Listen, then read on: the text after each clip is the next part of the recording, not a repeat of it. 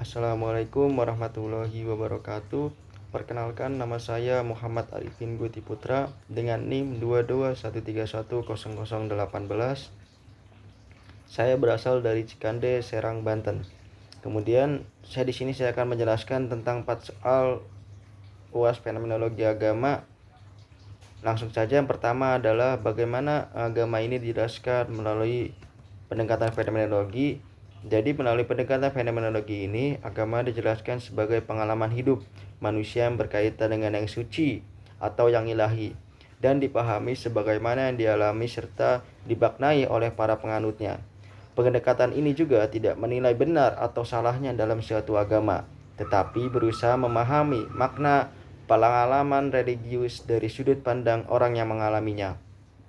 Kemudian, di dalam fenomenologi ini menekankan sikap epoche atau menangguhkan penilaian pribadi atau prasangka yang tidak enggak-enggak, sehingga peneliti bersikap netral terhadap ajaran dan juga kebenaran teologis suatu agama. Fokus utamanya dalam hal ini adalah pada kesadaran religius, seperti pengalaman berdoa, beribadah, rasa takut, kagum, atau ketergantungan manusia kepada yang ilahi. Selain itu juga, pendekatan fenomenologi ini berusaha mengungkapkan pola-pola umum pengalaman keagamaan yang muncul dalam berbagai tradisi keagamaan, misalnya dalam perbedaan antara yang sakral dan juga yang profan. Dengan demikian, agama dalam fenomenologi dipahami sebagai fenomena yang universal, pengalaman religius manusia yang bermakna dan membentuk cara manusia memahami hidup dan dunia. Kemudian yang kedua, bagaimana menjelaskan mitos yang kaitannya dengan agama. Agama dapat dipahami sebagai fenomena yang berakar pada pengalaman religius manusia dalam relasinya dengan yang ilahi. Melalui pendekatan fenomenologi, agama dilihat dari sudut pandang pemeluknya dengan menekankan makna pengalaman sakral tanpa menilai benar atau salahnya keyakinan tersebut.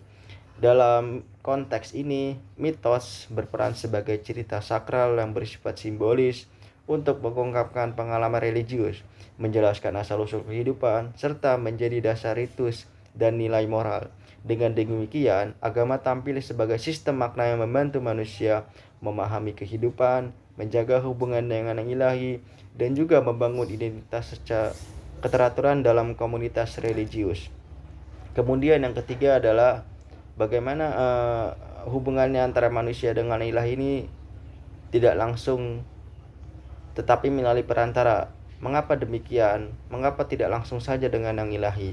Jadi di hubungan manusia dengan ilahi itu tidak secara langsung karena adanya perbedaan hakikat yang sangat besar antara manusia dan ilahi. Manusia dipahami sebagai makhluk yang terbatas, lemah, dan tidak sempurna. Sedangkan yang ilahi ini bersifat maha kuasa, maha tahu, dan juga transenden. Keterbatasan ini membuat manusia dianggap tidak mampu menjalin relasi langsung tanpa bantuan pihak yang berfungsi sebagai penghubung. Selain itu juga, yang ilahi ini dipandang sebagai yang sangat suci. Sementara kita atau manusia ini hidup dalam dunia yang profan dan penuh keterbatasan moral. Perantara diperlukan untuk menjaga kesakralan hubungan antara manusia dan juga yang ilahi dengan cara yang layak dan juga tertata. Kemudian yang keempat, apa kesan dan juga saran dalam perkuliahan fenomenologi agama ini? Jadi di perkuliahan pada mata kuliah fenomenologi agama ini pada semester ini memberikan saya pemahaman yang mendalam dan juga membuka wawasan tentang cara melihat agama secara objektif dan juga ilmiah tanpa memandang agama itu berprasangka yang buruk ataupun yang enggak. Jadi materi ini disampaikan membantu saya memahami agama tidak hanya sebagai sistem ajaran, tetapi juga sebagai pengalaman religius yang hidup dan bermakna bagi penganutnya. Pendekatan fenomenologi agama melatih saya untuk bersikap terbuka, kritis, dan menghargai keberagaman agama, sehingga perkuliahan ini secara relevan dengan realitas kehidupan masyarakat yang plural.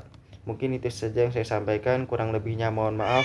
Wassalamualaikum warahmatullahi wabarakatuh.